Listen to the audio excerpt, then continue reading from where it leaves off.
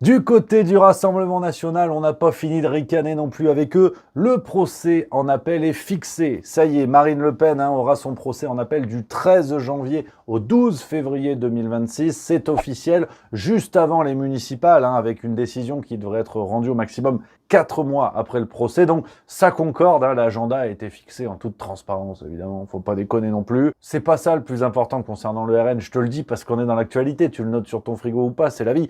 Mais le plus intéressant, et cette décision du RN en vérité symbolise beaucoup de choses, c'est que le vote de confiance de François Bayrou, tout le monde savait que c'était foutu, que de toute façon Bayrou il allait pas tenir longtemps, même si le vote de confiance passait, derrière il allait avoir motion de censure, il fallait le dégager. Donc les partis d'opposition sont montés au credo en disant on veut faire tomber Bayrou, mais en vérité tu fais pas tomber quelqu'un qui est déjà vacillant. Dire battre Joe Biden au bras de fer, il n'y a aucune gloire. Et bien Bayrou c'est pareil, avec le vote de confiance, tout le monde s'est targué d'avoir mis un coup à la Macronie, non. En fait, non. Bayrou, il voulait partir, il n'en pouvait plus. Donc, c'est ce qui s'est passé sur cette décision factice, on va dire. Mais à l'heure de prendre des vraies décisions, c'est marrant parce que le RN n'est pas là.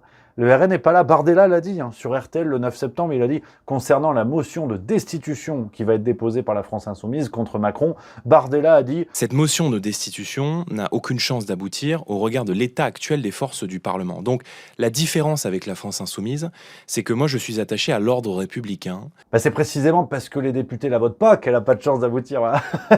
Mais bon, apparemment, c'était pas sur ses fiches chat GPT, ça. Donc, Bardella témoigne de quelque chose de très intéressant, que l'on retrouve dans bien des partis d'opposition, en vérité, sauf la France Insoumise, à qui j'aime bien mettre des baffes de temps en temps, mais à qui je tire mon chapeau sur cette fenêtre-là, parce que la France Insoumise va assumer le dépôt de la motion de destitution, et si on veut battre Macron, en vérité, ça passe par là. Des motions de censure, des votes de confiance pour faire tomber des premiers ministres qui sont des fusibles, on a compris que ça servait à rien, et ça donnait du temps à Macron. Par contre, faire tomber Macron, ça peut mettre un coup au système. La France Insoumise assume, et bien d'autres partis d'opposition n'assument pas, et préfèrent se dire non, on va juger sur pièce, laissons du temps, nanani. Et donc, lorsqu'il s'agit de faire véritablement quelque chose contre le système, on a bien des partis d'opposition qui deviennent des pompes à vélo.